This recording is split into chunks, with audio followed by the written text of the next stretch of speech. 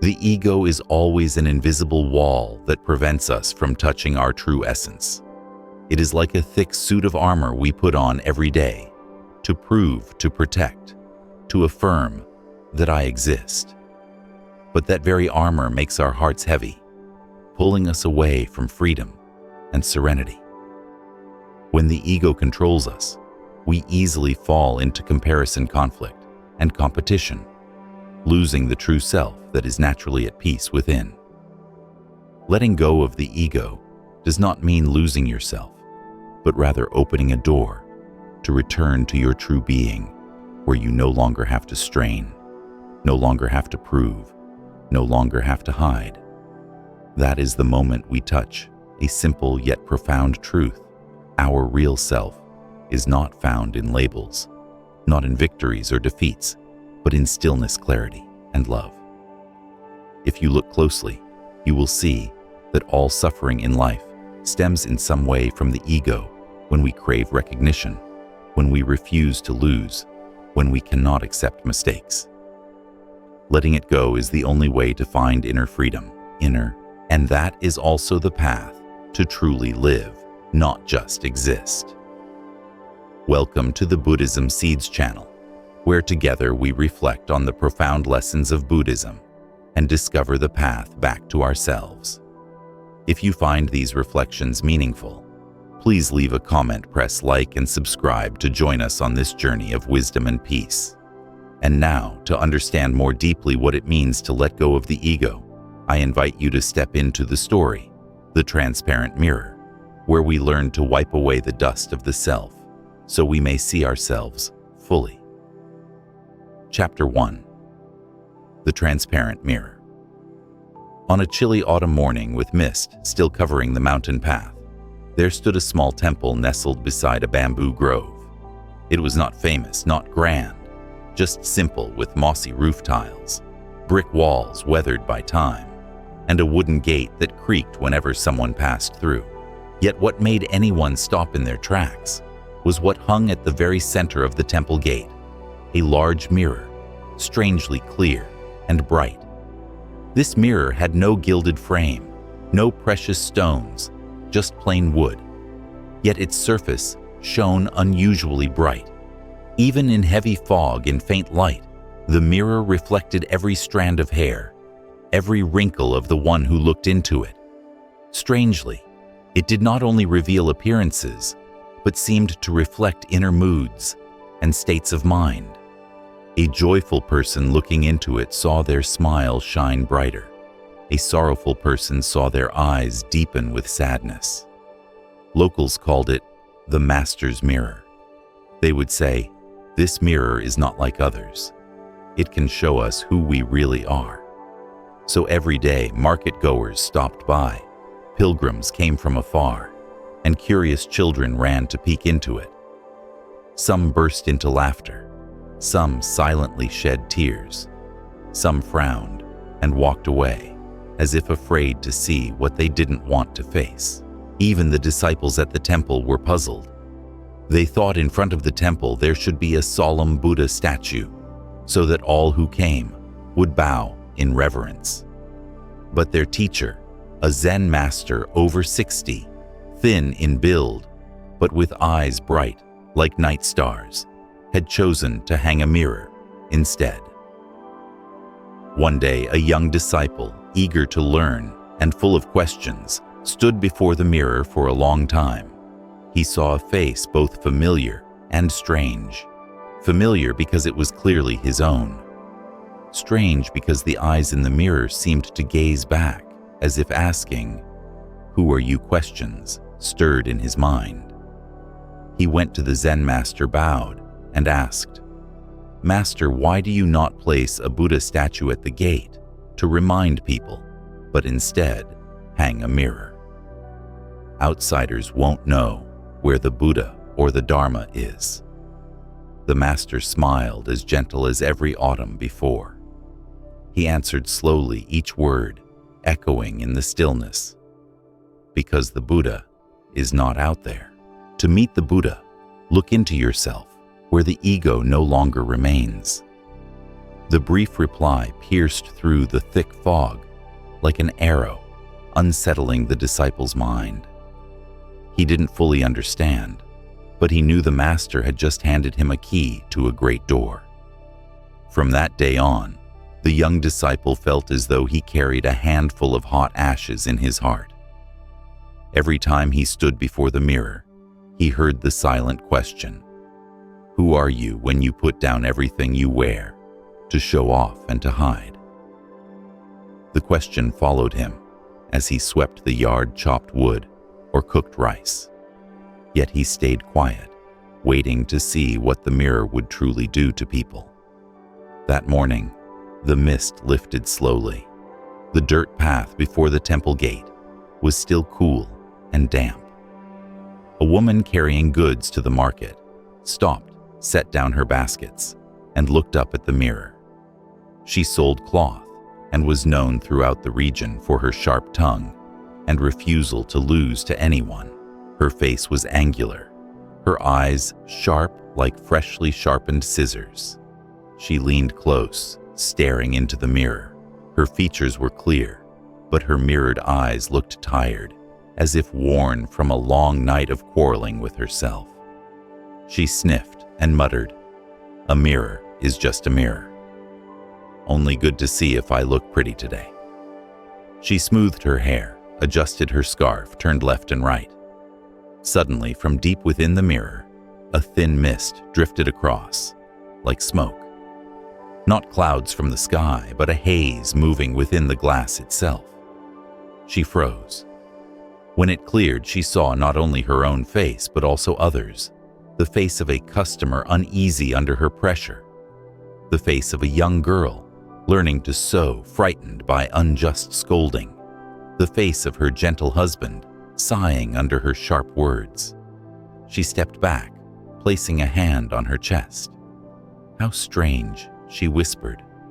"Why do I see things no one else sees?" Then she chuckled to herself, lifted her baskets, and left. But her eyes were no longer sharp as blades. There was a trace of softness in them. From the veranda, the young disciple watched. Before he could reflect, a burly man approached. Wearing a fitted shirt, leather sandals, and carrying a stick, he was a village laborer, strong as an ox and quick-tempered. He looked into the mirror, raised his chin. "Handsome fellow," he laughed gruffly. Suddenly, the mirror's surface rippled like water. For a moment, his image blurred, replaced by that of a small boy, trembling behind a gate, surrounded by older children beating him. He heard muffled sobs, the crack of sticks striking. The man staggered back, startled. He almost cursed, but the words stuck in his throat. The veins on his temple pulsed. The mirror stilled, showing his reflection as usual. He glanced around, saw the disciple watching, then laughed loudly, as if nothing had happened. "Good mirror, clear reflection," he said before walking away. Faster than he came, his heavy back remained, but his steps seemed pulled by an unseen weight. By noon, the sun leaned west. An old widow with white hair came with a cane. She lived alone in a bamboo hut, weaving baskets for a living. She bowed at the gate, hesitant to look into the mirror. The young disciple stepped forward respectfully. "Please, ma'am, go ahead." She smiled kindly. "I'm old, no need to look." Yet she still stepped closer and lifted her gaze. In the mirror appeared a wrinkled, aged face, but radiant. No mist came. The mirror remained spotless. Only her eyes glistened with tears. She whispered, "My dear." No one in the temple knew, but the mirror seemed to know.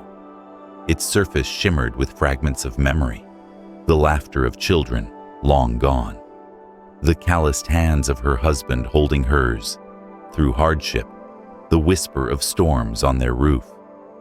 She pressed her palms together and bowed deeply to the mirror. Then she walked away slowly, but her steps were lighter, as if she had just set down an invisible burden. The young disciple grew even more confused.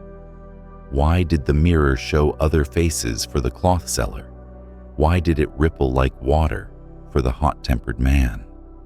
And why did it remain so clear for the old widow, as though it had never gathered dust? He turned and saw the master standing at the veranda, eyes still shining like stars. The disciple was about to ask, but the master shook his head gently. "Keep watching," he said. "The mirror only reflects what already is." Evening fell, and the bamboo rustled in the wind. A group of children ran up laughing loudly, passing around green oranges and a paper kite. Seeing the mirror, each wanted a turn. They made silly faces, pouting like cats, like dragons laughing until they couldn't stop. The mirror was clear, like a summer pond, reflecting every curious sparkle in their eyes. The smallest child, with patched clothes and bare feet, stood apart. He gazed longer than the others. In the mirror, his face was thin, but his eyes were deep and calm. The mirror did not change. Only the child suddenly burst into laughter, as if he had discovered a secret grown-ups had forgotten. The next day, a traveler from afar arrived at the gate. He was a young scholar in a black robe holding a bundle of books. His appearance was that of a man, well-read, high forehead, thick brows, thin lips. He looked into the mirror, adjusted his collar, and straightened his face as though standing before an exam. A thin layer of mist covered the glass. When it faded, the mirror no longer reflected his face, but instead showed a hand copying the words of the ancients, each stroke carefully drawn. The hand hesitated when it came to the word patience. He frowned, reached out, and touched the mirror. It was cold. Pressing his palms together, he softly murmured, "Amitabha Buddha." Then he walked quickly away, unsettled, as if he had forgotten something behind. One evening, just as the temple bell struck the night watch, a beggar came. His clothes were in tatters, carrying the musty smell of long roads and damp dust. He stood at a distance, too timid to approach. The young disciple brought him a bowl of hot porridge and pointed to the mirror. "Please take a look." The beggar shook his head. "I'm too ugly." The disciple smiled. "This mirror does not despise anyone." Trembling, the beggar set the bowl on the stone steps and carefully stepped forward. He looked. In the mirror was an old man with large sunken eyes. No haze, no mist, no clouds, only clarity. Suddenly the beggar wept. He closed his eyes, tears running down the furrows of his face. "So, there is still a place that does not look down on me," he whispered. Bowing 3 times before the mirror, he took the porridge, sat beneath the Bodhi tree, and ate slowly, as though it were a family meal. Day after day, the mirror hung there, more silent than any long sermon. It never told anyone what to do. It only reflected. One morning, rain fell fine as silk. The Zen master came to the gate holding a soft cloth, gently wiping the mirror. The young disciple stood nearby, watching carefully. He noticed the mirror was not dirty at all, yet his teacher still cleaned it. "Master, the mirror is already clean," he said. The master nodded. "Even when clean, it is wiped. Wiping the mirror is wiping the hand."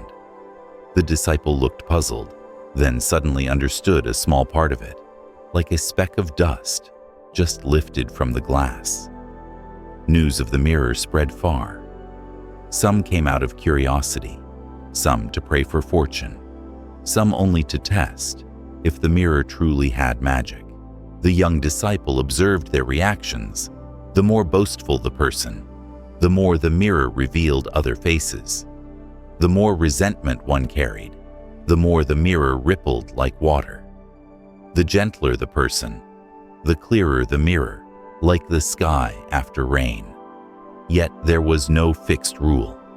Sometimes a defiant man suddenly saw in the mirror his childhood face, eyes still clear and untouched by dust.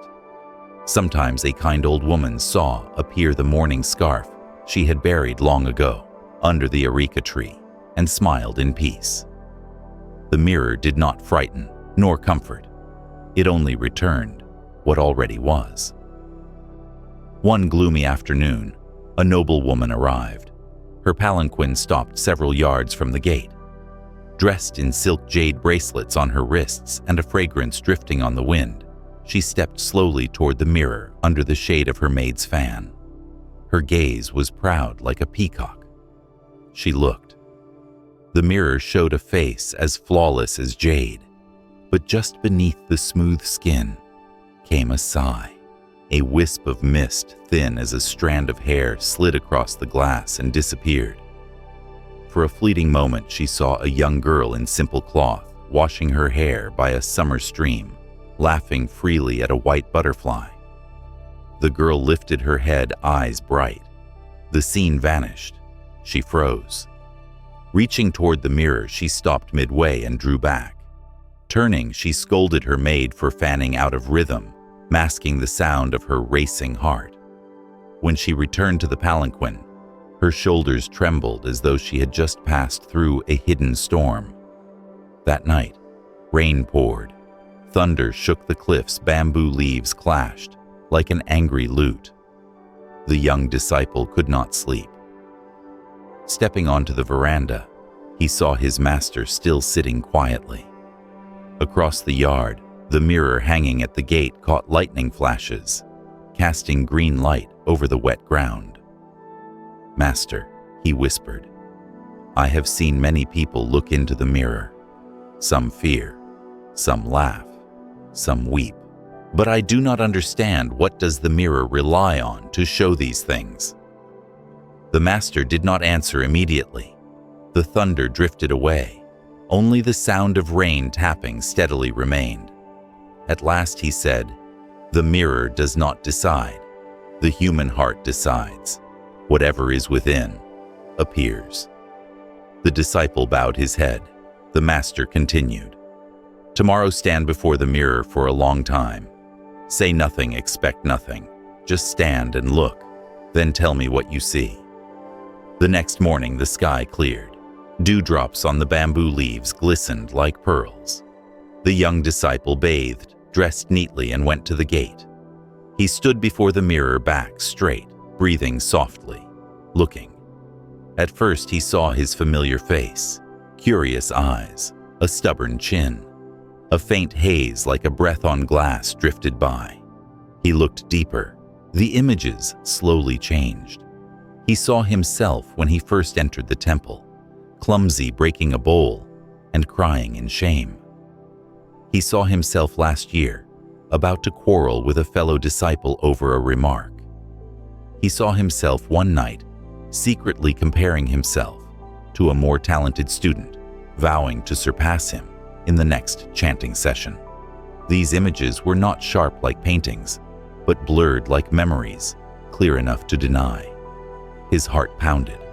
He wanted to turn away, but his master's words, "Stand and look," held him still. He relaxed his shoulders. Then he saw something strange within the stream of images of himself was a transparent space empty of form or sound. He was bewildered. In that space there was no "I must," no "I am greater," no "I am less." Only a mirror, like an autumn pond, so clear that the sky imprinted upon it. He sighed as though setting down a heavy stone. Tears welled, not from regret, nor from self-pity, but from realizing there is a part within, untouched by comparison or pride. He pressed his palms together and bowed before the mirror, not as one bows to a statue, but as one offers gratitude to a wordless reflection. When he raised his head, the mirror was just a mirror again. His face was flushed with the morning sun. Returning, he found his master waiting at the steps. Kneeling, he said, "Master, I dare not claim understanding, but I saw a place where no one was. It was so light there." The master smiled. "Because no one was there, there is room for everything." Word of the mirror spread. Visitors no longer asked, "What powers does the mirror have?" but sometimes, "What should I do before the mirror?" The Zen master only answered, "Stand still, breathe, look. Whatever appears, appears." Some stood only a moment and left, saying, "I saw nothing." Some stood an hour, tears soaking their robes. Some laughed, some grew angry. The mirror never added, never subtracted. One afternoon, the cloth seller returned. This time she came alone without her goods. She stood at a distance for a while before approaching. In the mirror, her eyes softened. The haze she had seen before was gone. She saw clearly the lines on her palms, the new wrinkles at the corners of her eyes. "Not bad," she said, with a half smile. Then she fell silent for a long time. When I got home last time, I apologized to the apprentice girl," she whispered to the mirror. She cried. "I never thought I could say the words, 'I'm sorry.'" A breeze passed through the wooden frame. No applause, no praise, only the mirror shining a little brighter. The strong man also returned. He glanced quickly as he always did. The mirror was calm. He forced a smile. Nothing there. Then about to leave, he stopped. "Yesterday, I saw children fighting. I raised my hand, then lowered it. Scratching his head, he muttered, 'I suddenly remembered a boy. Long ago.'" He said no more silently, left a bundle of dry wood on the steps, and walked away. The old widow came again, carrying newly woven baskets. She set them down, looked once into the mirror, smiled and left, without a word. The young disciple ran after her. "Ma'am, you forgot your baskets." She waved him off. "They're for the temple." Her figure faded into the evening light, small and gentle, like a brushstroke. Another day, the patched-clothed boy came, with his torn paper kite. He stood before the mirror, laughing at the messy patches. The mirror sparkled like a summer noon. He asked the disciple brother, "Where did this mirror come from?" "The master hung it." "Where did he buy it?" "He never said." "Does it have magic?" "No." "Then why does everyone come here?" The disciple patted his head, because the mirror knows how to stand still. The boy laughed, running off to fly his kite. The torn kite still soared for that day. The wind was good. As night fell, the scent of osmanthus flowers drifted in. The Zen master stepped to the gate, standing silently before the mirror. He looked. No one knew what the mirror revealed. Perhaps it was clear as a well at moonrise. Perhaps it shifted like the sky before rain, but no one could know. They only knew that when the master walked away, the moon seemed rounder, or perhaps hearts were rounder, and so the moon too. The young disciple gradually understood why there was no Buddha statue at the gate. Not out of disrespect, not to be different, but because at the threshold where people enter and leave, where inside meets outside, what is needed most is a mirror. A statue makes us bow our heads. A mirror makes us lift them and see ourselves. A statue reminds us of form. A mirror reminds us of formless truth. A statue stands before our eyes. A mirror reflects within. Whoever dares to stay before the mirror longer than a single breath takes a small but very real step on their path. And the mirror still hung there like a star in daylight, not dazzling, not calling names, not needing praise. It only stood still, silently returning what already is. News of the strange mirror spread farther. People from neighboring villages came. People from distant districts too. Some packed their belongings, crossing mountains and forests, just to stand once before the transparent mirror. The once quiet temple now bustled like a festival. Footsteps echoed on the stone steps. Incense smoke filled the air. The sound of the bell mingled with chatter. Some knelt before the mirror, as if before the Buddha. Some pointed and gossiped. Merchants brought gold and silver, hoping for omens of good fortune. Officials arrived in grand palanquins, soldiers blocking the road, forcing villagers to wait behind. The small temple suddenly became renowned across the region. Painters came to capture it on canvas. Poets sat all day under the bamboo composing verses about the mirror that reflects the heart. All of this left the young disciple both proud and uneasy. One noon, after helping pilgrims line up, the young disciple rested beneath the Bodhi tree. The scent of jasmine drifted by. He thought, "Since the mirror appeared, our temple has become famous. Everyone praises it. My master is truly great, and I am lucky to be here, close to the mirror." Looking at the long line of visitors, pride swelled in his chest. When asked about the mirror, he explained with certainty, as though he fully understood. Some admired him, even bowing to him. His heart raced warm, as though he had been lifted high. But that very night, when he went alone to the gate and looked into the mirror, its surface suddenly wavered, not his familiar reflection, but a dark shadow standing close behind. The shadow had his exact face, except for its eyes burning red, filled with arrogance. Terrified, he spun around. No one was there. Looking back, only himself remained in the mirror, but sweat dripped from his brow. He stumbled back, heart pounding. The next morning he went to his master, voice trembling. "Master in the mirror, I saw someone just like me, but fierce, arrogant. I was so afraid." The Zen master calmly replied, "You have seen the shadow of the ego. It is within you, not outside. When you recognize it, you have wiped away some dust. But if not wiped clean, the dust will return. You must continue." In the days that followed, more and more visitors came from all directions. Many brought money as offerings, hoping to stand before the mirror a little longer. Some even proposed building a larger hall so the mirror could be placed in a more fitting location. Hearing this, the young disciple felt a rising joy mixed with pride. Our temple is about to be wealthy. The master's mirror will be set up in splendor. We will be more famous than other temples. The thought flashed up and clung tightly. That night, when he looked into the mirror, the dark shadow appeared again.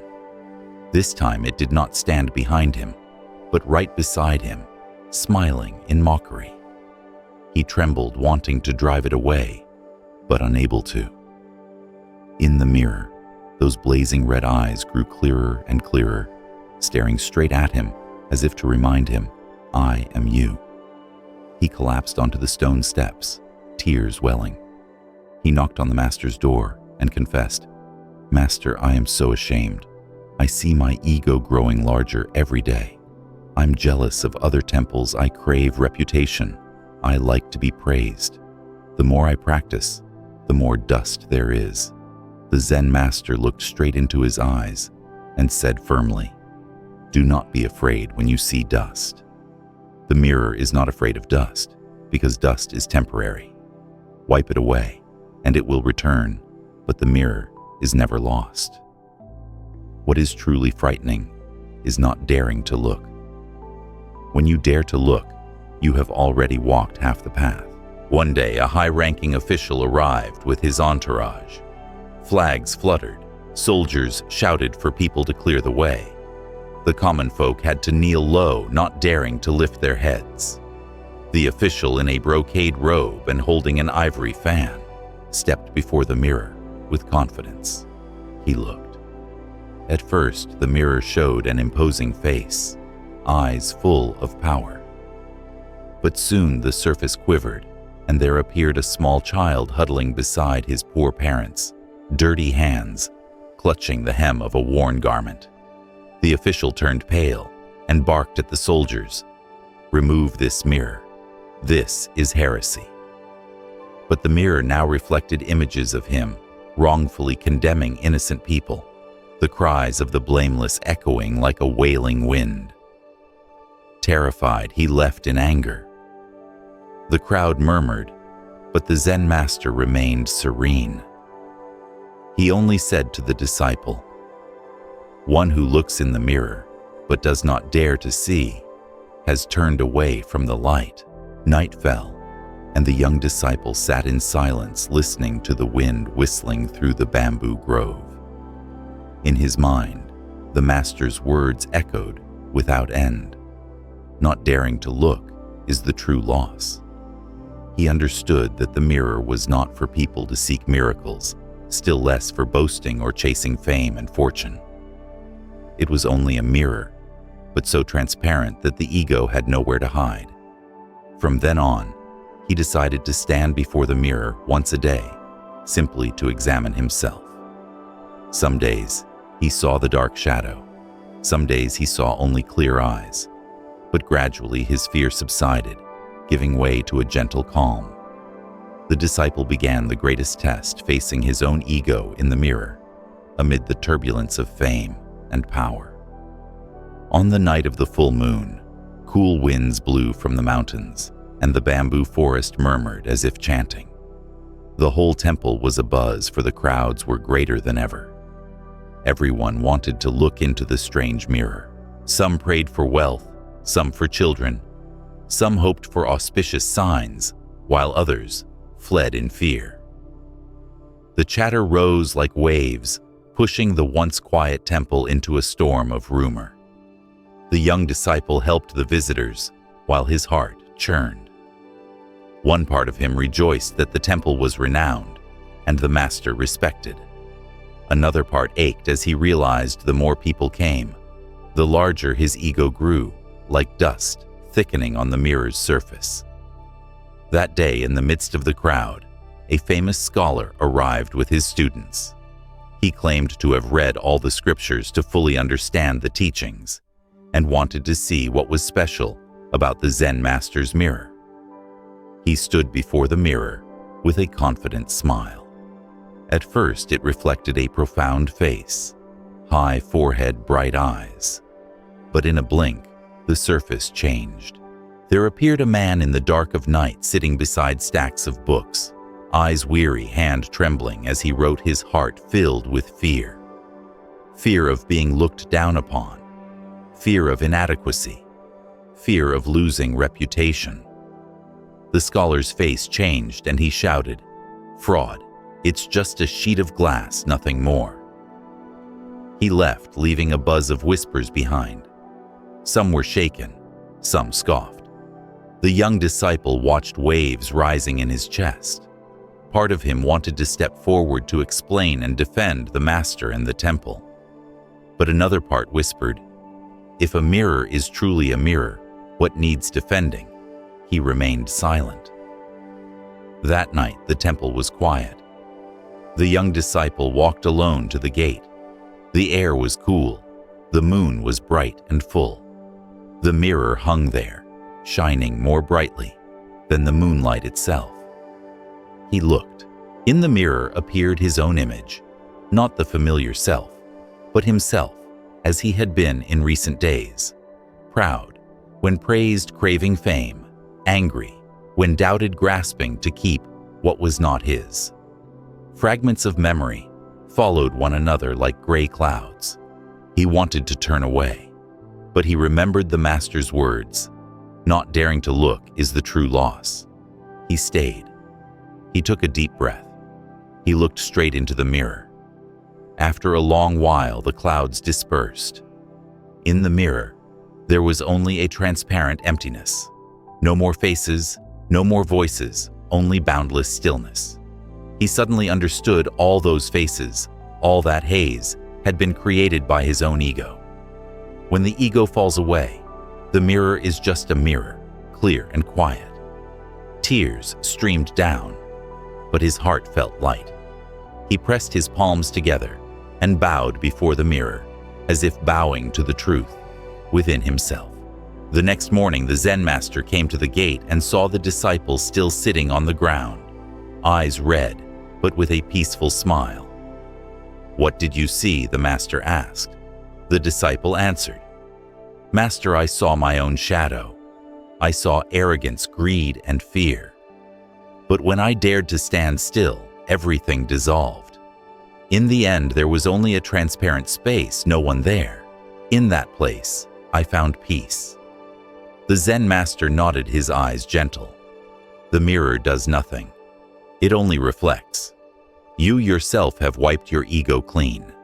When the mirror is clear, the Buddha appears, and the Buddha is right within you." From then on, the disciple was no longer afraid of the mirror. Whenever he looked, he simply smiled, knowing the mirror deceives no one and adds nothing for anyone. The joyful see joy in it.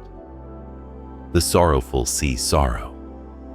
Those burdened by ego see a haze of dust. Those who let go find the mirror becomes an open sky. Villagers still came to look, and travelers from afar still sought it out.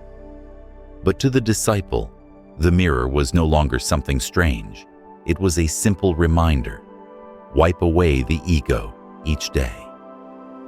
The small temple remained quiet beneath the bamboo grove. The mirror still hung there, as clear as on the first day. The old Zen master still smiled kindly and walked with unhurried steps. And the young disciple had begun his true journey, not to search for the Buddha outside, but to wipe away layer after layer of inner dust to see himself clearly. The transparent mirror has told us a simple yet profound truth. The ego is the dust that clouds the luminous heart. Letting go of the ego lets the mind's mirror shine clear. The Buddha is not out there, but right within the clarity and peace we find when we live true to ourselves. The mirror is naturally clear, still, and pure, but just a thin layer of dust on its surface, and we can no longer see a sharp reflection. The more dust that gathers, the more clouded the mirror becomes until it can no longer reflect anything at all. The human mind is the same. Its true nature is bright, calm, and pure. But when the ego intrudes, particles of greed, anger, and ignorance begin to cover it. They prevent us from seeing the truth, from recognizing the true self within. Notice how whenever someone criticizes us, the ego immediately raises a wall of defense. It whispers, "I must protect my image. I cannot be wrong." And then anger bursts out. Words become arrows that wound others. On the other hand, when we are praised, the ego quickly clings, trying to hold on to compliments as if they were treasures. It makes us dependent on external approval while we forget our own inner worth. Then, when we look at others and see their success or happiness, the ego murmurs, "I must be better. I cannot lose." These hidden comparisons stir restlessness, driving us into a race with no finish line. In those very moments, peace leaves us like a clear stream, muddied by a careless hand. Letting go of the ego does not mean denying our existence, nor does it mean becoming weak or insignificant. On the contrary, it is an act of courage, a strength that brings us back to our true nature, where the mind is open and no longer bound by illusions of winning or losing. Those who dare to let go of the ego know that true worth does not need to be proven, and true happiness does not come from being applauded. Just as wiping dust off a mirror does not destroy it, but restores its clarity. Letting go of the ego does not erase the self, but reveals the bright and compassionate nature within. And only then do we truly encounter the Buddha, not out there, not in statues of bronze or stone, but in the very stillness and clarity of our own hearts.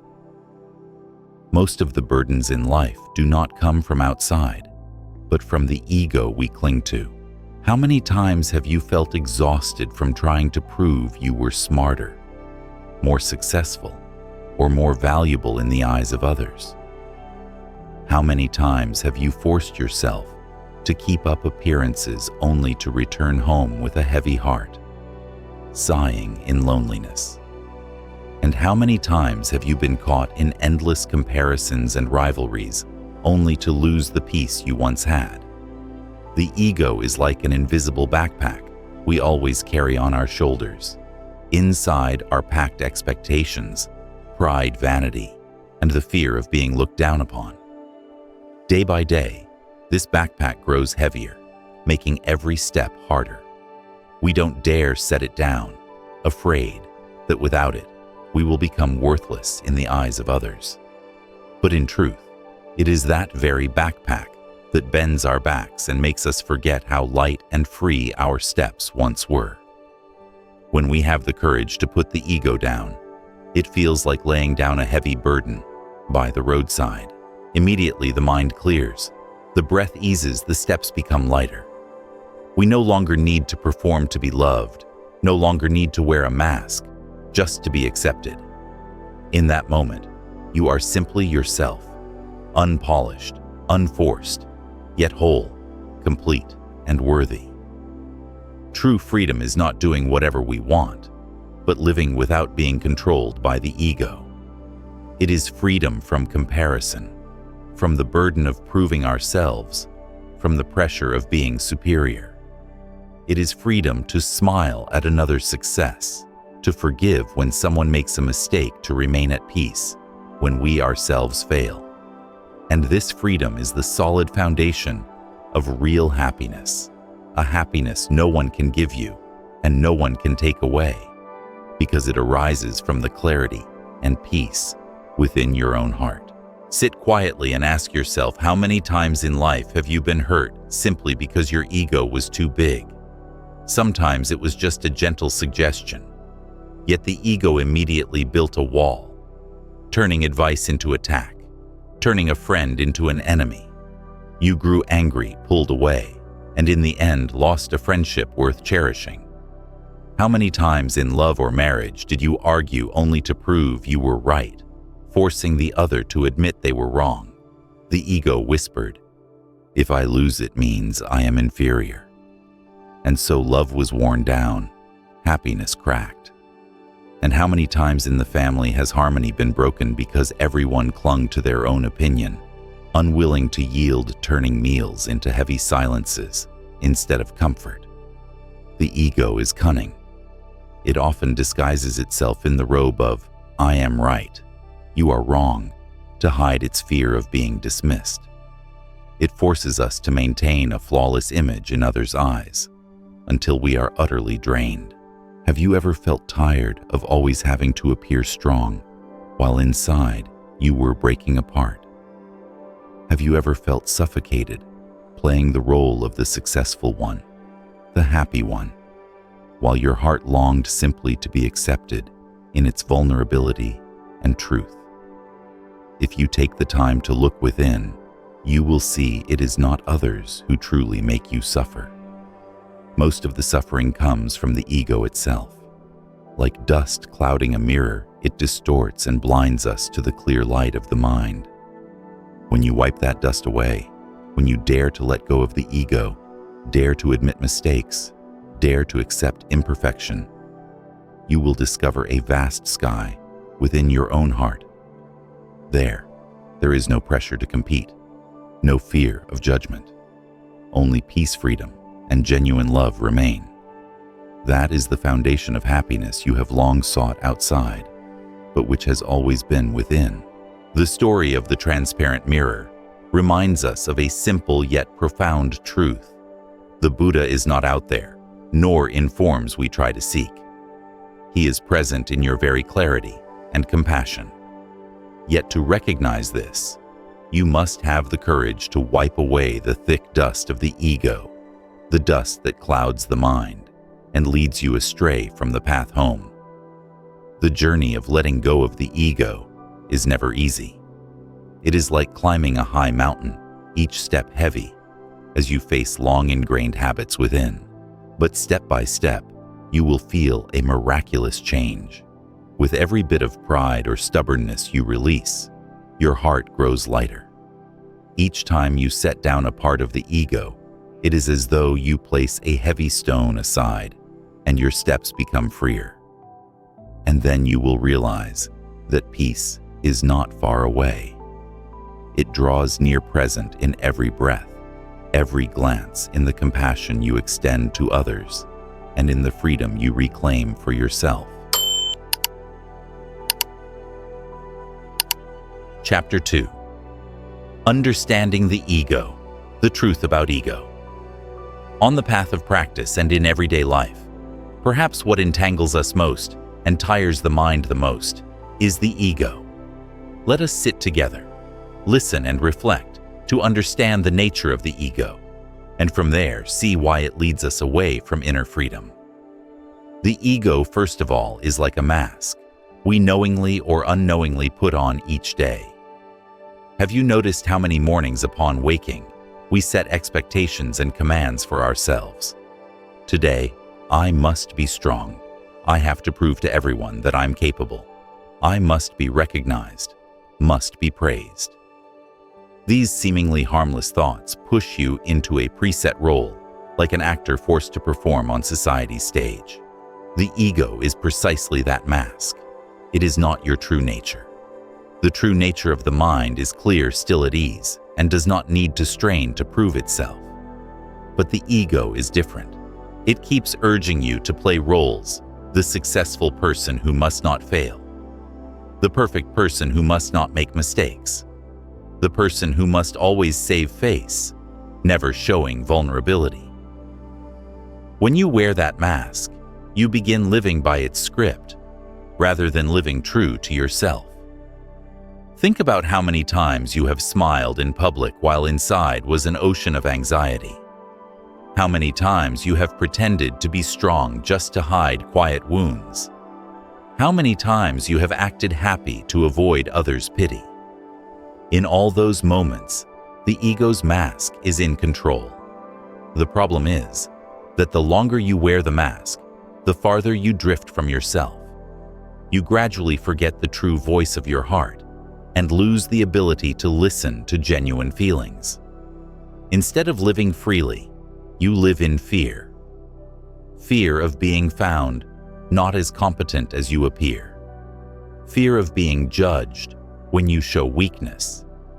Fear of losing recognition if one day you are no longer excellent.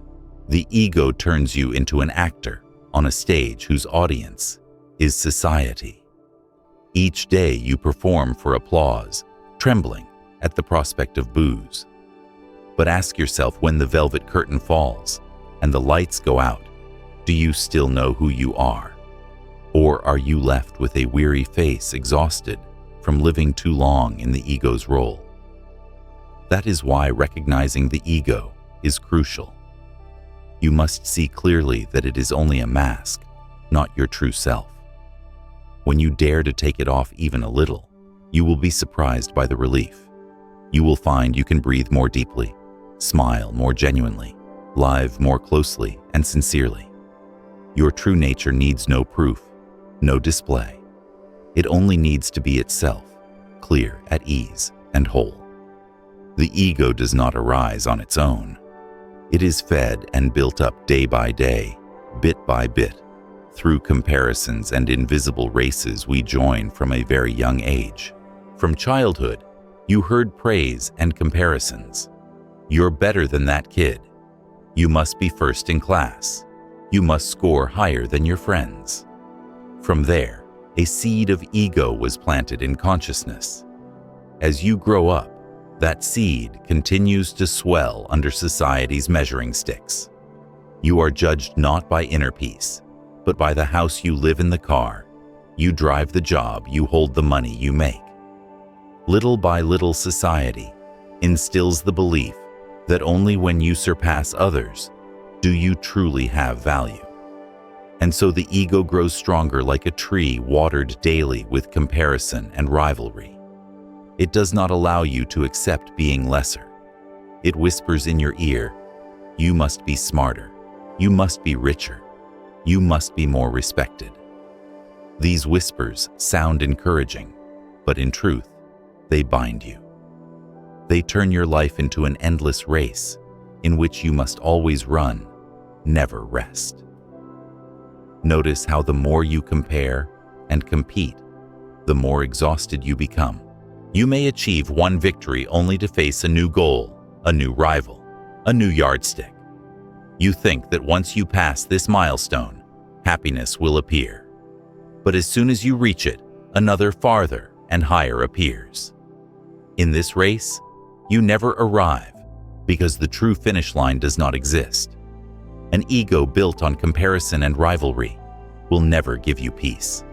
It only nourishes the fear of falling behind and of being looked down upon. Living in that fear, you lose inner freedom, the most precious thing. If you look deeply, you will see, because you keep comparing you. Forget your own unique beauty. Because you compete, you miss simple, peaceful moments. Because you chase winning and losing, you no longer have time to listen to your heart. The ego grows through comparison, but peace only blossoms when you stop and accept yourself as you are needing to be, neither above nor below anyone. Once you live by the ego, you find yourself constantly craving approving eyes to confirm your worth. Praise becomes a mirror reflecting back the image you want to see. It makes you elated and seemingly confident, as if you were steady. But that steadiness is fragile. The moment that mirror breaks or a criticism appears, your mind immediately reels. Recall how many times you felt overjoyed from a compliment, only to plunge into despair at a single disparaging remark. How many times a dismissive look or indifferent attitude cost you your appetite and your sleep, leaving you restless. Those moments prove that the ego has bound you and stolen your natural ease. The ego makes you dependent on external validation instead of finding strength within. When validation becomes the sole key to feeling worthy, you become a prisoner of public opinion. You live to please others, to maintain the image society expects, rather than living true to yourself. But the truth is, no one can praise you forever, and no one is free from criticism. If your happiness is tied to praise and blame, it is too fragile. Only when you find strength within, no longer dependent on others' eyes, do you truly step into freedom. This outcome is inevitable. Once the ego takes control, you no longer live as yourself. You are tied to roles imposed by society or by your own mind. You are bound by others' expectations, by standards you set, and by comparisons with no end. Have you noticed how every attempt to prove your worth leaves you drained? Every time you strain to keep a perfect image in others' eyes, you feel weighed down, as if carrying a boulder on your shoulders. Every time you get caught in winning and losing, you forfeit your natural peace. That is the ego quietly stealing your inner freedom, leaving you unable to breathe easily. Inner freedom never comes from being praised, lauded, or recognized. If you must rely on compliments to feel worthy, you will forever be a hostage to opinion. True freedom comes only when you are no longer bound by the ego, when you dare to set down the burden of proving, of straining, of being above others. And when you let go of even a portion of the ego, you will notice a clear shift. Your heart suddenly feels lighter, as if laying down a burden that has weighed on you for far too long. In that lightness, you touch a simple, authentic happiness, one you need not search for outside, because it has always been within you. I am not telling you that letting go of the ego is easy. It is very hard, like climbing a high mountain, each step heavy. But each time you bravely release a bit of pride and rigidity, you will feel peace draw nearer. It is a long journey, but every small step matters. Each time you choose to listen, instead of argue, to acknowledge, rather than justify, to yield, rather than compete in that very moment, You have wiped away a layer of dust from the mind's mirror. As the dust gradually disappears, the mirror of the heart grows clear again. Understanding the ego correctly is the first step on the journey back to inner freedom. The ego is only a social mask, not your true nature. It is built from comparison, rivalry, and winning-losing. It makes you dependent on external recognition. Clinging to it, you lose freedom within your own mind. The good news is that you can begin today. Try letting go a little. Try listening to yourself more instead of comparing. Try living truthfully without proving, without straining. You will be surprised to see peace appear in the smallest things. And this is precisely the path the Buddha taught to return to the clear, luminous heart, where the ego no longer holds sway. Chapter 3. The dangers of holding on to ego. In everyday life, if there is a quiet yet powerful cause that makes us lose our peace, it is the ego. The ego is like a shadow that always follows you. When you cling to it, you think you are being protected, but in fact, it is the root of much suffering. Whenever we see others succeed, we should rejoice and take it as motivation. But the ego often whispers, "Why do they have what I don't? Why are they better than me?"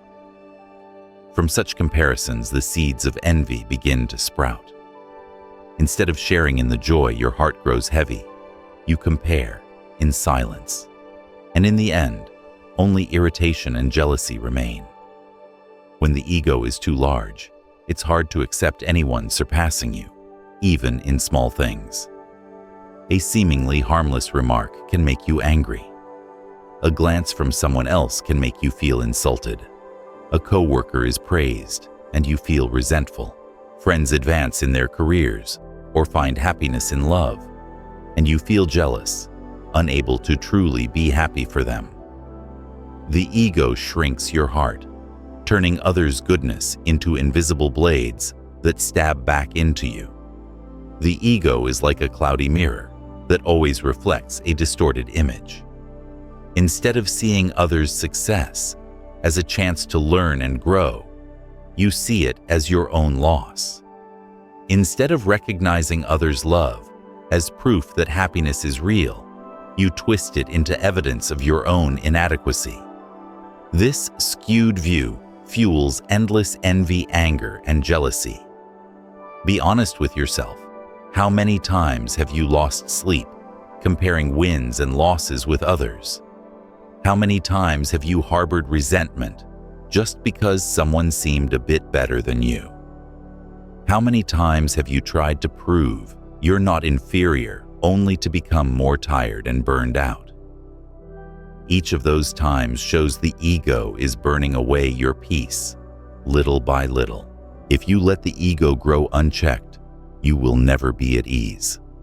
Out there will always be someone more talented, wealthier, happier. You cannot win an endless race. When you let comparison run your life, you only move farther from true tranquility. Letting go of the ego does not mean indifference or accepting mediocrity. It simply means stopping unnecessary comparisons and learning to view others' joy with an open heart. Then you will feel your mind grow lighter instead of being scorched by the fires of envy and anger. Only then do you begin to truly touch inner freedom. When the ego grows, you start to feel different from everyone else, as if an invisible wall separates you from the world. No one builds that wall but you. It prevents genuine connection because you keep thinking, "I'm not like them. I must protect my image.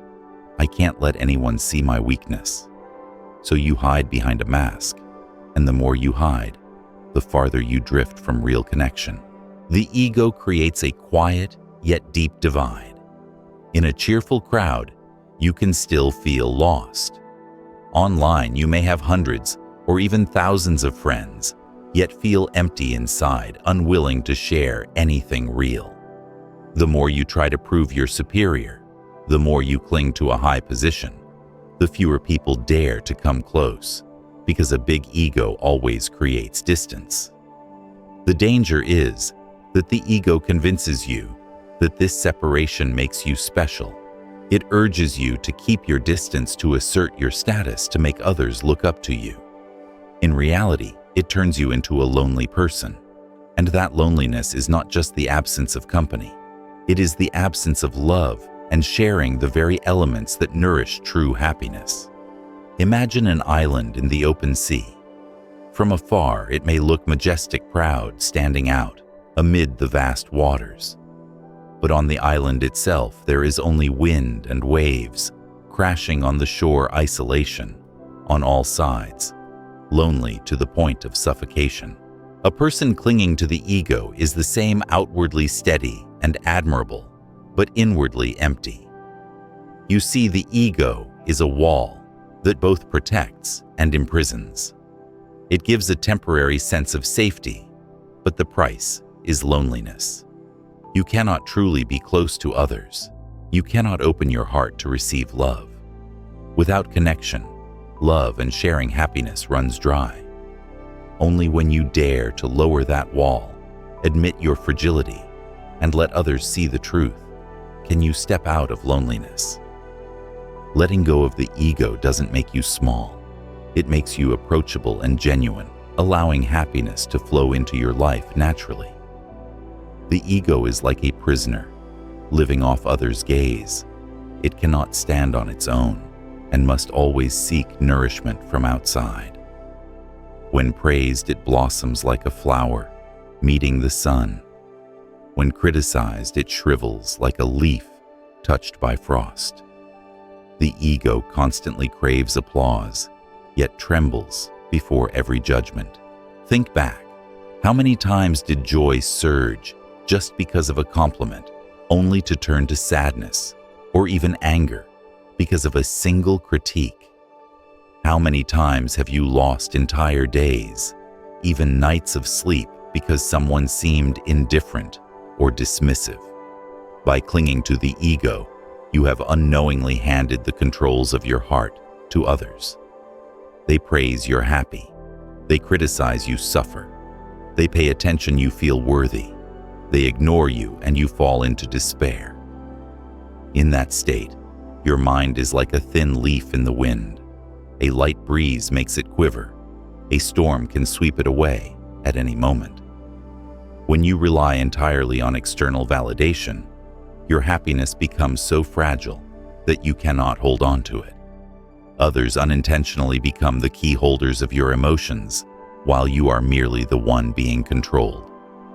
This is dangerous because happiness and peace should be nourished from within, from the clarity and calm of your own mind. But the ego does not allow that. It turns you into a prisoner of public opinion, forever waiting on every look and every word to determine your worth. In such dependence, you can never find true steadiness. You see, the ego makes you easily hurt and easily manipulated. It makes your joy depend on what is fickle people's opinions. Those opinions praise today and criticize tomorrow. They never stay the same. If you keep living by the ego, you will never know freedom. Only when you learn to return to yourself and find strength within will you no longer tremble before praise and blame, and your mind will stand firm like a mountain in a storm. Perhaps the greatest harm of the ego is that it makes you lose honesty with yourself. As the ego grows, you no longer dare to live with genuine feelings, but put on masks to gain approval. You tell yourself to appear strong, even when you are fragile inside. You laugh and chat while your heart is breaking. You present yourself as happy while filled with loneliness within. The ego turns you into an actor on society's stage. Each day, you must play a new role: the successful person, the happy person, the perfect person. You do it to please the audience, those around you. But when the velvet curtain falls and you return to yourself, only fatigue and exhaustion remain. The ego has drained your energy by forcing you to perform without rest. That falseness robs you of peace. Ask yourself, how can you be at ease when you are always afraid of losing your image? How can you be happy when you never dare to live true to your feelings? The ego keeps you living in fear. Fear of judgment, fear of ridicule, fear that if the truth shows, you'll be looked down upon. These fears make you a victim of insecurity, pulling you away from your natural peace. Letting go of the ego does not mean denying yourself, nor does it mean apathy or lack of will. Letting go simply means daring to return to your own clear, simple nature, without straining to prove yourself. When you no longer have to act, only then can you take a truly deep breath and feel lightness in every step. Peace appears only when you are yourself, authentic and whole. That is when you dare to admit there are times you are weak and times you are wrong, and that does not make you less valuable. On the contrary, it makes you more human and approachable. That honesty is the foundation of lasting happiness, not the temporary roles constructed by the ego. Holding on to the ego leaves 4 clear harms. It breeds envy, anger, and jealousy. It creates loneliness and separation. It makes you vulnerable to praise and blame. And finally, it prevents you from living truthfully and peacefully. If you look back, you will see that most of life's suffering bears the mark of the ego. When you release even a part of it, peace draws near. Each time you loosen a little pride and a little comparison, your heart feels lighter, like setting down a heavy load. And that is the path of practice, not searching for something outside, but returning to wipe away the ego's dust within. When the mind's mirror is clear again, you will see that happiness was never truly gone. Chapter 4. Letting go of ego to live authentically. Have you ever wondered why at times you feel tired, constrained, as if you are living for others rather than for yourself? One of the biggest reasons is the ego. The ego always wants you to be right, to be better, to keep a perfect image, and it gradually distances you from authenticity. In many conversations, the ego slips in and urges you to win. When you hear something you disagree with, a whisper instantly rises in your mind. No, I must prove I'm right and they are wrong. So you interrupt, you cut people off, you argue fiercely, even dig up evidence just to defend your view. But if you calmly look back, what do you see? You may win the words, but you lose the relationship.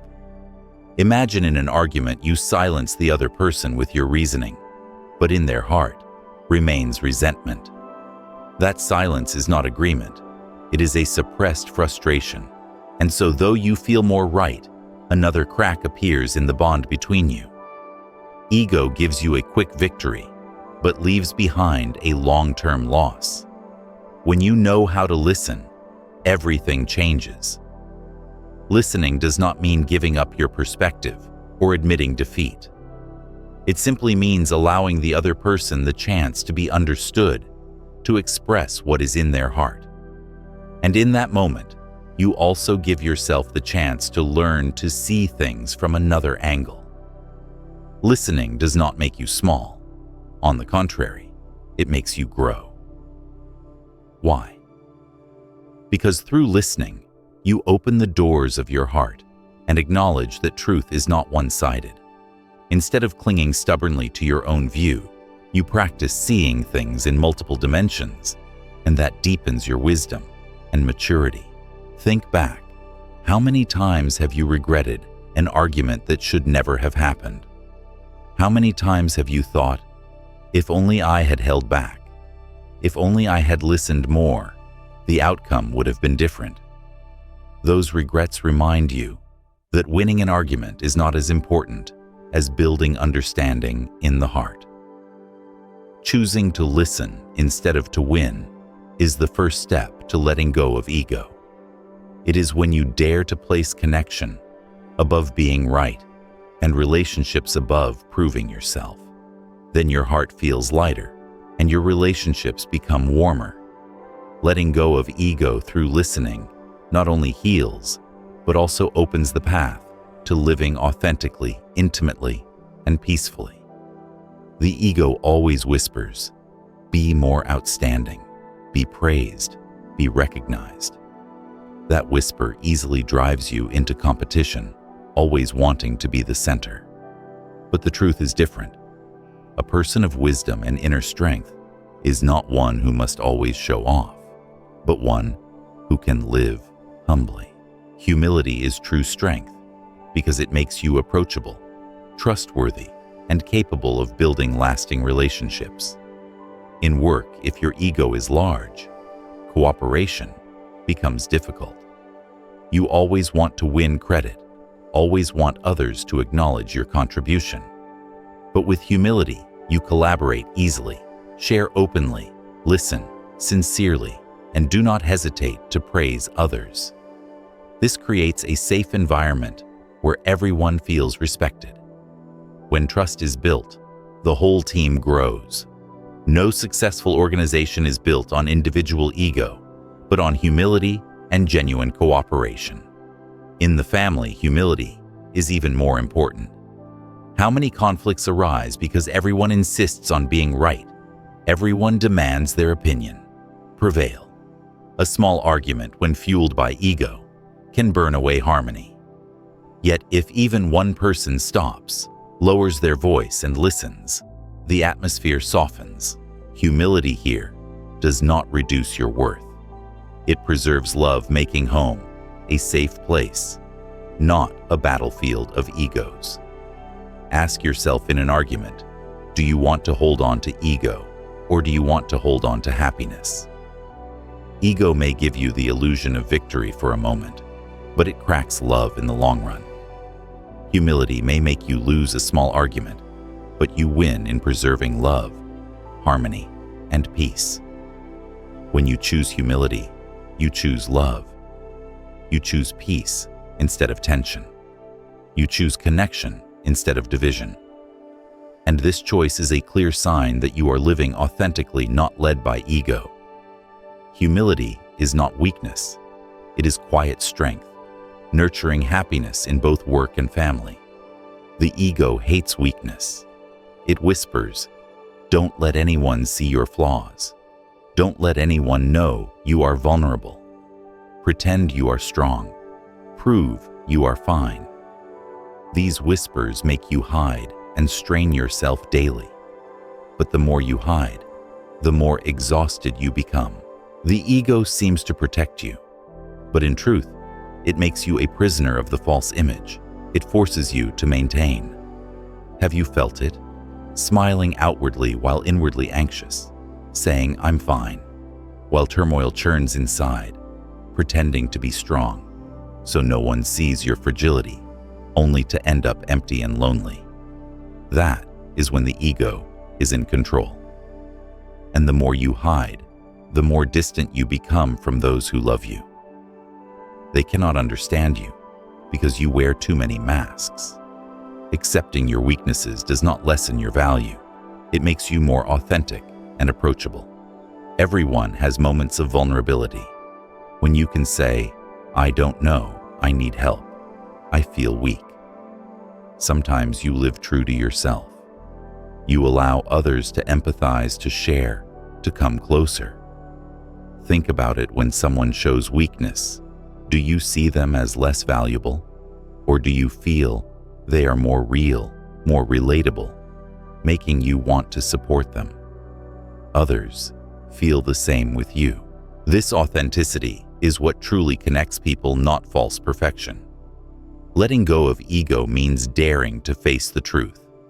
No embellishment, no pretense, no fabricated image. When you live this way, you feel a new energy arise. You no longer waste strength, hiding, pretending, or performing. Your mind becomes lighter, and peace gradually returns. True strength is not in appearing strong, but in admitting your vulnerability. When you accept both weakness and strength, you become whole. And in wholeness lies lasting peace and happiness. The ego also hates apologies. It whispers, apologizing is weakness. Apologizing is losing. Apologizing is lowering yourself. That is why you often choose silence instead of admitting mistakes, excuses instead of a heartfelt apology. But notice this, in many cases, a sincere apology can erase even a wide gap. It is like rain washing away long-gathered dust, restoring freshness to a heavy relationship. An apology is not only admitting you were wrong, it is a gift of respect and love. You may lose ego in that moment, but you gain much more understanding, reconnection, inner relief. Ego makes you think apologizing shrinks you, but in reality, ego is what makes you small because it locks you in empty pride. The ego also makes you forget gratitude. It makes you think everything you receive is owed. Parents must care for you. Your partner must love you. Friends must help you. Co-workers must support you. But the truth is, nothing is guaranteed. A family meal, a small gesture of care, a timely word of encouragement all deserve gratitude. Gratitude is recognizing you are not alone, that you are lifted by love around you. When you let go of ego, you realize that saying sorry does not diminish your worth, and saying thank you does not lower your status. On the contrary, they make you more human, closer, and richer in love. An apology can soften anger. A thank you can warm someone's heart. When they come from the heart, they are not just words, but bridges that connect souls. A sincere apology and a heartfelt thank you are proof of authenticity. They show you dare to live true to your feelings without hiding or pretending. And in that authenticity, love is nourished, relationships heal, and peace returns. Letting go of ego to live authentically is not distant. It begins with small things, learning to listen instead of trying to win, practicing humility at work and at home, accepting weaknesses instead of hiding them, and saying sorry and thank you from the heart. Each step removes another mask of ego. When the masks fall, you find yourself freer, more peaceful, and happier. Letting go of ego does not mean you lose value. On the contrary, it is when you discover true value, the value of simplicity, sincerity, and love. And only by living this way do you truly live, not just exist. Chapter 5. Discovering your true self. Have you ever asked yourself, who am I really?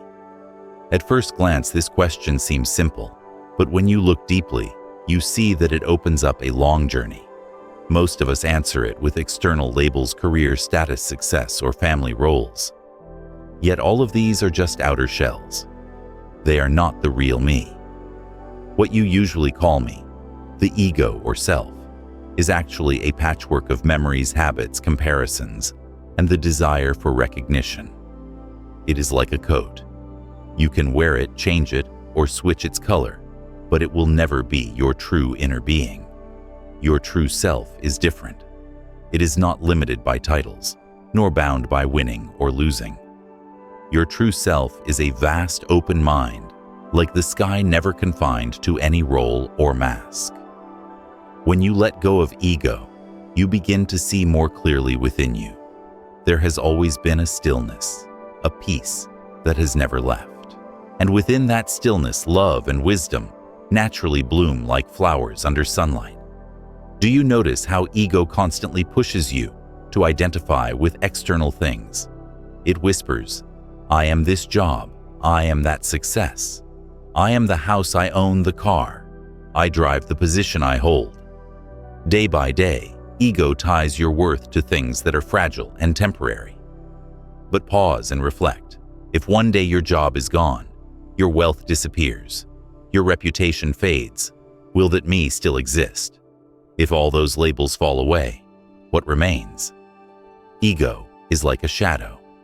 It has no form of its own and always changes with the light. When praised, it swells up feeling invincible. When criticized, it shrinks, grows small, even disappears. When successful, it struts with the illusion of being eternal. When failing, it collapses into despair. If this fragile me can shift so easily, how can it be your true essence? A self that changes with circumstances is only an illusion, not the root. Look deeper. Ego is just a mask you wear to face life. It is built from constant comparison, from society's expectations, from the fear of being less, and the craving for approval. It is a product of the outside world, not your inner core. But behind the mask, there is something far more solid, a presence that does not vanish when you fail, and does not inflate when you succeed.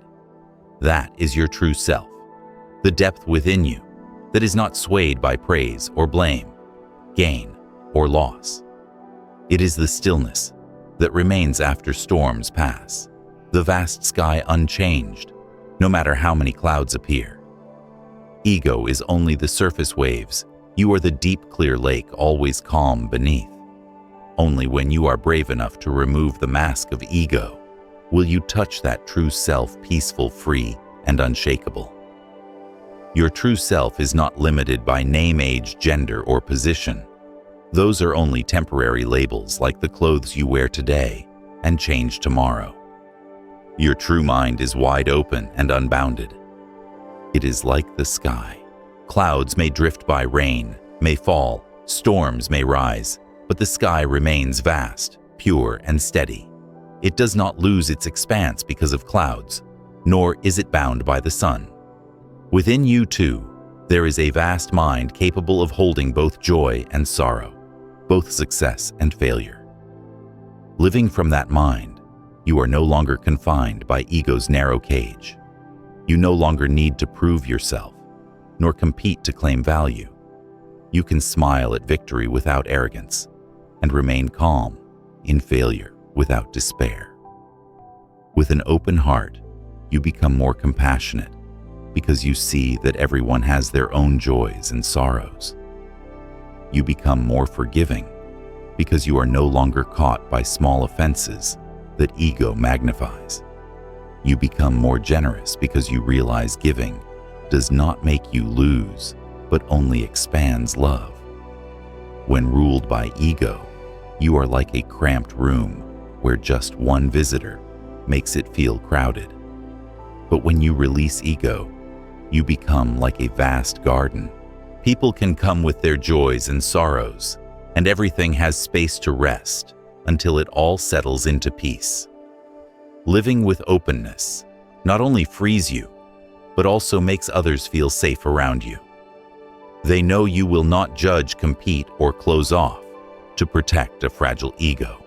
Instead, you open your heart to receive, to love, to connect. And in that moment, you truly meet your real self, unlimited, unbound, and whole. Have you ever had a moment of letting go, even briefly? Maybe sitting silently at sunset watching the horizon fade, or choosing silence instead of diving into an unnecessary argument. In those moments, you felt an indescribable lightness, a strange peace, as if the world itself had softened. That is proof your true self has always been there, never gone. That stillness does not come from outside, nor is it given by anyone. It has always been within you. It is only drowned out by ego's noise, the calls of greed, rivalry, fear. But when you let ego go, even a little, stillness appears, like a lake settling calm after ripples fade. Stillness is not escaping reality, nor the silence of giving up.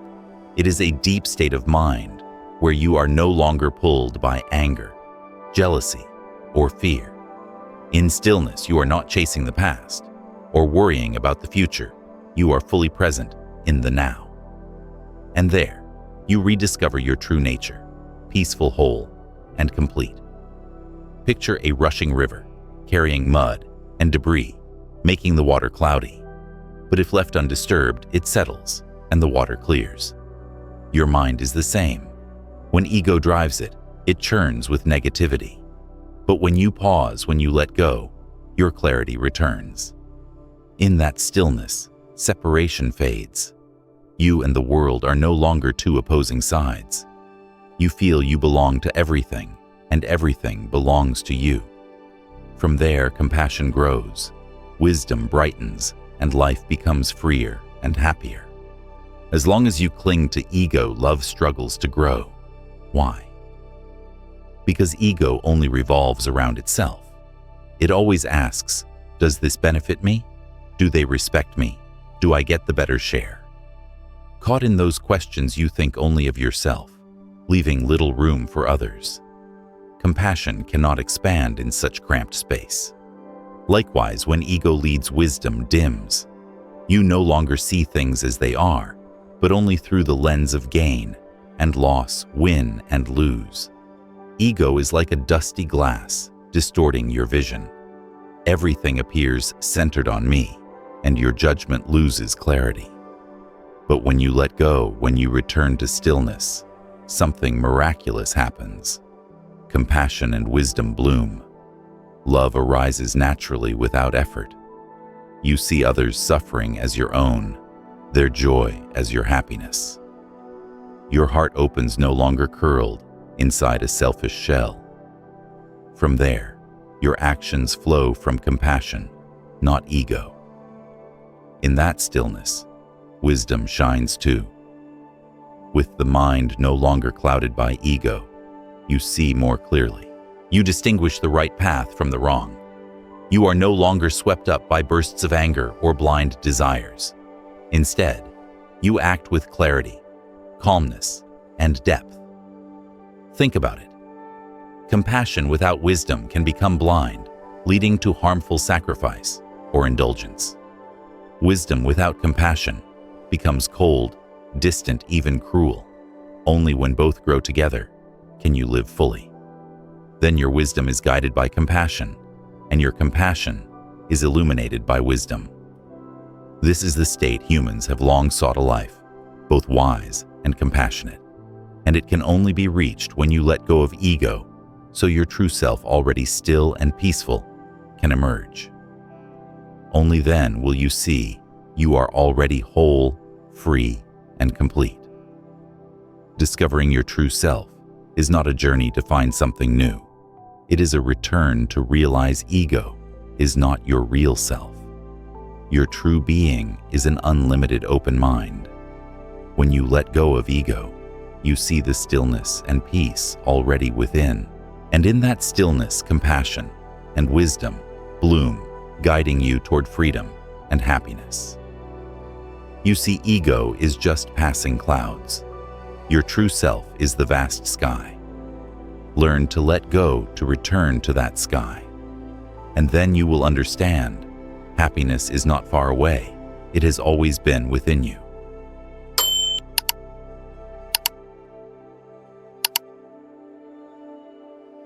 Chapter 6. Letting go of the ego in modern life. Have you ever wondered why, despite having more money and modern conveniences, people today still feel tired, pressured, and lacking in peace? One deep reason is that the ego keeps growing and increasingly governs our actions, thoughts, and emotions. In modern society, the ego not only seeps into every relationship, it is powerfully fed by a culture of competition, by social media, and by the need to prove ourselves. And the result? People are more skilled, wealthier, more successful, yet emptier, inside lonelier, and more distressed. So, how can we live in the modern world while still keeping inner peace and freedom? In the workplace, the ego often shows itself clearly. Is this familiar when someone offers an opposing idea? A voice in your head immediately declares, "No, I'm the one who's right. My idea is correct." Instead of listening, you try to refute, to prove, even to dismiss other views to protect your stance. Look more deeply. Work is not a place where one person wins and everyone else loses. Work requires collaboration, where many ideas come together to create a better outcome. When you cling to ego, you narrow the team's chances to grow. But when you let go of the thought, "I'm the most right," you open space for creativity and connection. Remember, no one is right forever. An idea that works today may need changing tomorrow. A decision that seems sound today may need adjustment later. Truth is always multifaceted. Only when you know how to listen and cooperate can you see the fuller picture. Letting go of ego at work does not diminish you. On the contrary, it makes you more respected. Everyone wants to work with someone who listens, shares, and helps the whole team advance. Then you succeed not only in tasks, but in building trust and cohesion, things more important than any title or rank. If at work the ego pushes you to fight over right and wrong in marriage, it often appears as the need to control. You want your spouse to think like you, act like you, love in the way you expect. When they don't, the ego flares up, blame, anger, or a cold silence meant to pressure them. But marriage is not a battlefield to decide who controls whom. It is a place where two equals share and lift each other up. When you raise the ego too high, you turn love into shackles and home into a stifling place.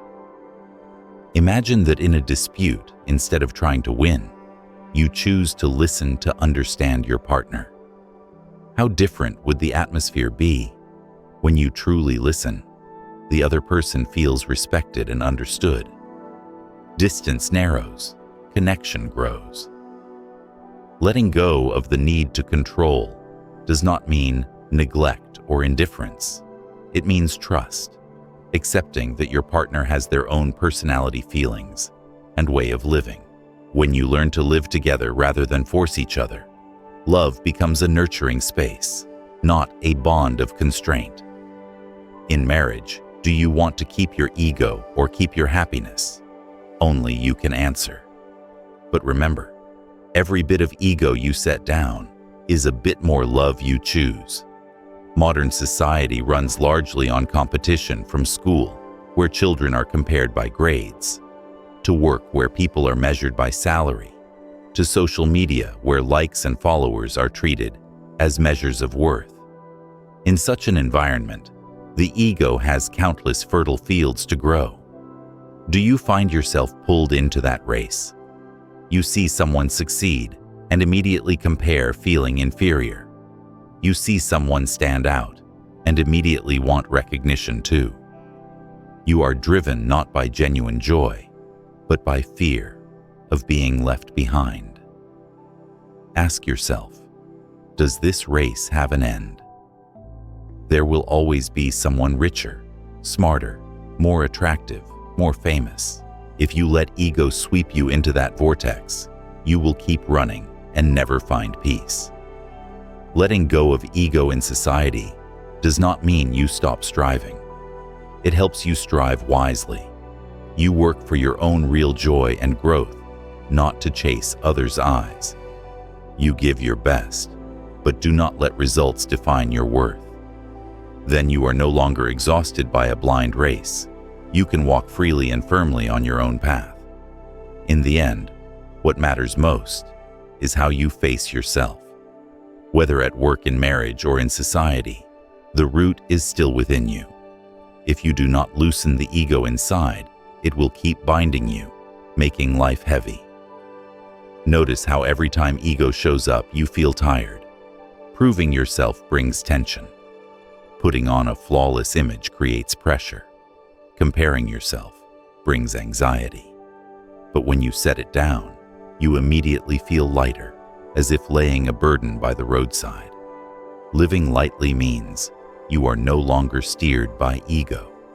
You don't need to perform or to prove. You allow yourself to be weak when you're weak strong, when you're strong happy, when you're happy and sad, when you're sad. You don't have to hide or strain. You live true to your nature. Then you realize happiness is simple. It isn't about being above anyone. It's about being at ease with yourself. That is true freedom. Freedom from the shackles of ego. Letting go of the ego is not far-fetched. It can be applied in every aspect of modern life. At work, learn to collaborate instead of proving you're right. In marriage, choose listening over control. In society, walk mindfully instead of diving into blind competition. Within yourself, live lightly. Don't let ego bind you. Apply these and you'll see life change. Relationships grow warmer. The mind grows more peaceful. Happiness feels closer than ever. Letting go of the ego does not make you lose value.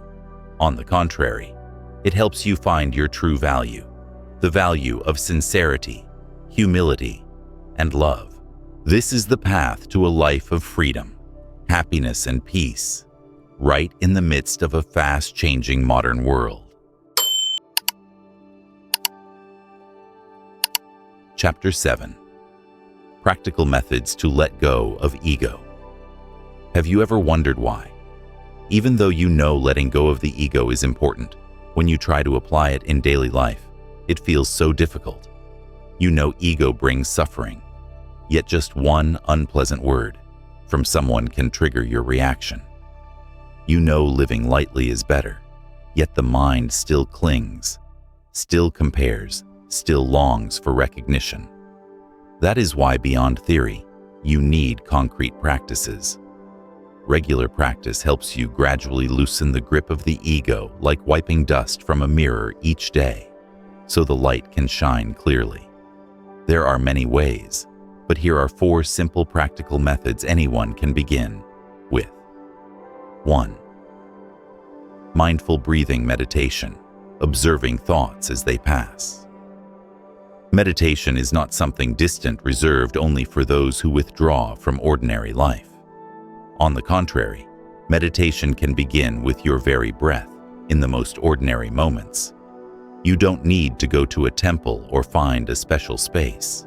Just sit down, relax, close your eyes, and pay attention to the breath going in and out. That alone is already meditation. At first, you may be surprised to notice how noisy the mind really is.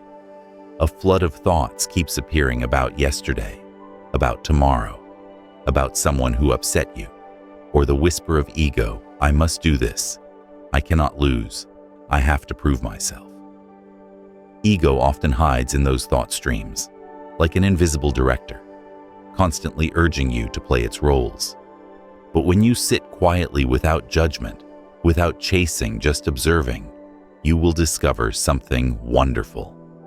Thoughts come and go, emotions arise and pass. They are like guests who stop by your house for a while, but they are not the true owner. You are the owner, the one who observes behind it all, not the endless stream of thoughts. Think of the mind as the sky. Thoughts are like clouds, sometimes white and light, sometimes dark and stormy.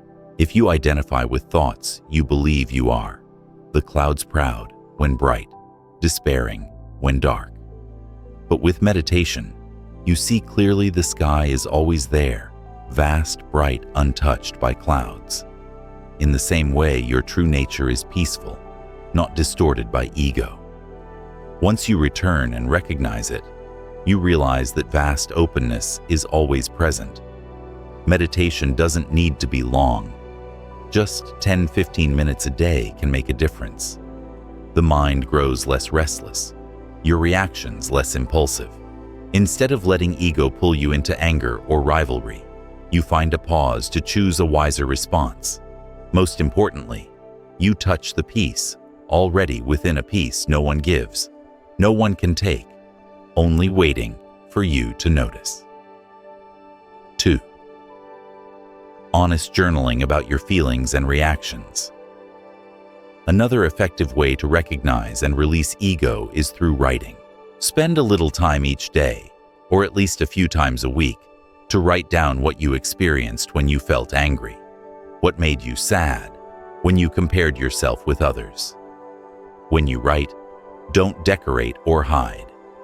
A journal is not for others to read, it's for you to look directly within.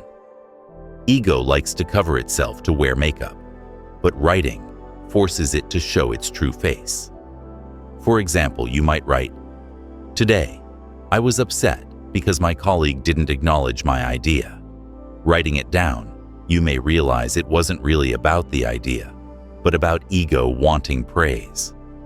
Or I felt sad when my friend bragged about success.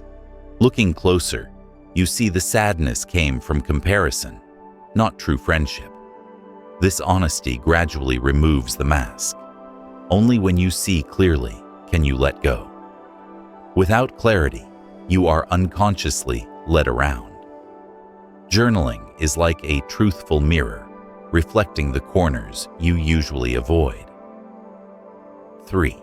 Practicing the pause before reacting, especially in anger. Have you ever experienced this one provoking word and you immediately react? Words burst out, actions explode, then regret follows. That's ego in control. It doesn't want you to pause, because pausing means it loses control. But try a simple practice pause for just a few seconds before reacting. Take one deep breath, one slow blink that's enough to pull yourself out of the spiral of anger. In that pause, you have a chance to ask, what do I really want to say? Do I need to react right now? You'll see most impulsive reactions only worsen things. One harsh word can destroy a long friendship. One rash act can leave lasting regret. But with a pause, you can choose to respond with wisdom instead of ego. Especially with anger, practice stopping. Anger is like fire. Add fuel and it flares higher. But if you stay quiet and breathe, the fire dies down on its own. In that cooling, you keep peace for yourself and for others. 4. Cultivating daily gratitude to nourish humility. Ego thrives on comparison and entitlement, but it shrinks when you practice gratitude. Gratitude reminds you that you are not the center of the universe, and nothing in life is guaranteed. Every meal placed before you, every drop of water in your glass, every morning you wake, these are gifts. Yet when ego dominates, you see them as obvious, forgetting their value. Start small. A warm meal prepared by family, a morning breath of fresh air under the sun, an encouraging word when you're discouraged, even a stranger's smile that lightens your heart. With gratitude, you realize life supports you in countless unseen ways, from nature, family, friends, and society. Gratitude also nurtures humility.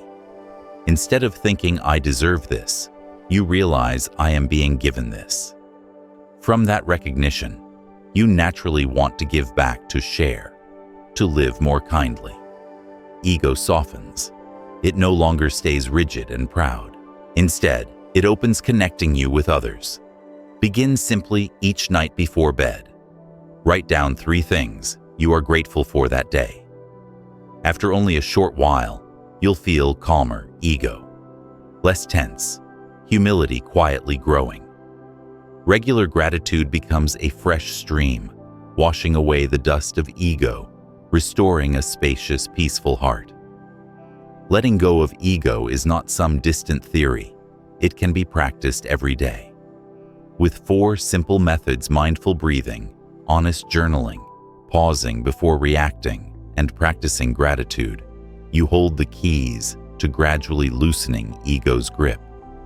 Don't expect ego to disappear in a day. It has been fed for too long, so it takes time to shrink. But step by step, with patience and practice, you'll notice change. You'll be less quick-tempered, less competitive, less heavy-hearted. Instead, you'll feel lighter, more peaceful, freer, right in the middle of modern life. And that is the greatest reward Not that you become better than others, but that you return to your true self, clear, simple, and whole. Chapter 8. The Benefits of Letting Go of Ego. Have you ever asked yourself, why am I suffering? Why does my mind constantly swing? Sometimes happy, sometimes sad, sometimes excited, sometimes discouraged. If you look closely, you'll see that most suffering comes from the ego, that small self that always wants praise. Fears, criticism, compares endlessly, and competes constantly. When you loosen the grip of ego, life no longer feels so heavy. Everything becomes lighter, easier to breathe. Your mind grows calmer, your relationships warmer, your mental and physical health improves, and you discover happiness right here in the present moment. Think about it. Just one word of praise can lift your mood for an entire day, while one word of criticism can keep you awake all night. That's ego controlling your mind. It's like a fragile leaf in the wind. When the wind of praise blows, it rises. When the wind of criticism comes, it falls. When you let go of ego, you notice your mind becoming calmer. You're no longer tossed around by compliments or judgments. You hear praise without arrogance. You hear criticism without collapsing. You begin to see clearly praise and blame are only external echoes. Your true value lies in your honesty and inner peace. Picture a clear lake. When the wind blows, ripples distort its reflection. But when the wind stops, the lake becomes still, reflecting the moon and stars with clarity. Your mind is the same. When it's disturbed by praise and blame, you can't see yourself clearly. But when it's calm, you see your true nature, peaceful, pure, and unshaken. This is the first benefit of letting go of ego. You find a stable refuge within yourself, no longer letting others decide your worth. So many conflicts and breakups in relationships begin with ego. How many times have you been angry simply because someone didn't do as you wanted? How many times have you distanced yourself from loved ones just to prove you were right? How many friendships or romances cracked because two egos refused to yield? Ego always builds invisible walls. You and I are different. I must protect my position. I can't show weakness. But those walls only widen the distance. When you let go of ego, relationships shift. Instead of fighting to be right, you choose to listen. Instead of trying to control, you choose to trust. Instead of clinging to your own way, you choose humility to preserve connection. The result: relationships grow warmer and closer. Imagine a small flame. If everyone keeps adding fuel, it grows into a blaze, destroying everything. But if one person steps back, refusing to feed it, the flame dies down. In marriage, family, and friendship, if even one person lets go of ego, tension dissolves and love has space to grow. Letting go of ego doesn't diminish your value. On the contrary, it makes you approachable, genuine, and compassionate. Others feel safe with you because they know you won't judge or compete, but instead will share openly. Ego not only tires the mind, it also weakens the body. Each burst of anger makes your heart race and blood pressure rise. Each comparison fills you with stress and robs you of sleep. Ego is like an invisible weight your body strains to carry. Modern psychology and medicine show that stress rooted in ego, the need to prove yourself, the fear of losing face is a major cause of today's illnesses, anxiety, disorders, depression, high blood pressure, heart disease. When you let go of ego, the mind relaxes and the body follows. No longer burdened with proving, comparing, or clinging to anger, you breathe easier, sleep deeper, and feel healthier. Notice the difference: a person full of anger and comparison often ages faster, feels exhausted, But someone who knows how to let go appears more serene, their face softer, their eyes more peaceful. This is a visible difference anyone can see. Letting go of ego is not only a spiritual lesson, it's also medicine for health. It restores balance and fills both mind and body with positive energy. Perhaps the greatest benefit of letting go of ego is discovering happiness in the present. Ego always pushes you outward. I'll be happy when I'm more successful, richer, more recognized. But the more you chase, the farther happiness seems. When you release ego, you see that happiness is simple. It's already here in a family meal, a warm cup of tea, a morning breath, a quiet moment listening to birdsong. Happiness doesn't need grandeur. It's not somewhere far away. It's only hidden by ego's greed and comparisons. When you let go, you see it in every moment. Have you ever felt peace just watching the sunset? Or joy in the laughter of children? That's simple happiness. No wealth or fame can buy it. And it's always here, waiting for you to pause and notice. Letting go of ego brings you back to wholeness in the present. You no longer chase what hasn't arrived, nor cling to what's gone. You live fully in the only moment life ever happens now. Letting go of ego is not some distant philosophy. It's a practical path to living happier. With ego loosened, your mind grows steady, not shaken by praise or blame. Relationships become warmer and more intimate. Your mental and physical health improve.